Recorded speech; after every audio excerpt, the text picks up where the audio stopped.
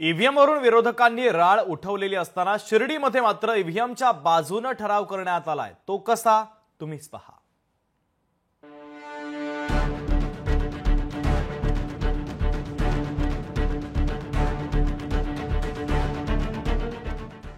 श्रीरामपूर विधानसभेत काँग्रेसचा आमदार निवडून आलाय, मात्र राज्यात ईव्हीएम मशीनच्या विरोधात काँग्रेस शंका उपस्थित करत आहे।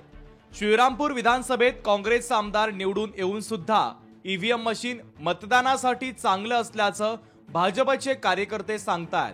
त्यांनी ग्रामसभेत एकमताने ठराव देखील मंजूर केलाय। ईव्हीएम मशीनला चांगला आहे असा ग्रामसभेमध्ये सर्व गावांनी मिळून ठराव केलेला आहे आणि त्याला सर्वांनी संमती दिलेली आहे। त्यामुळे ईव्हीएम मशीन मध्ये कुठलाही फॉल्ट नाही। काँग्रेसचं हे आंदोलन जे आहे हे नाटक चालू आहे। आपण जर निवडून असं तर ईव्हीएम मशीन चांगलं आणि आपण जर पडलं तर ईव्हीएम मशीन खराब, हा जे दुपट्टी भूमिका काँग्रेसची आहे ती त्यांनी या ठिकाणी सोडली पाहिजे। पूर्वी बॅलेट पेपरवर मतदान व्हायचं, पेपर पळवले जायचे, जाळून टाकले जायचे, वेळ पडली तर खाऊन पण घ्यायचे अशी परिस्थिती होती। मतदान पेट्या देखील रस्त्याने लुटल्या जायच्या। मात्र ईव्हीएम सुरक्षित आणि उपयुक्त असल्याचं नागरिक म्हणतात। संरक्षण इतकं नव्हतं, शिक्के घेऊनच दाना मारायचे किंवा काही खाऊन घ्यायचे किंवा त्या पेट्या जाताना पळवल्या जायच्या असा प्रकार होता।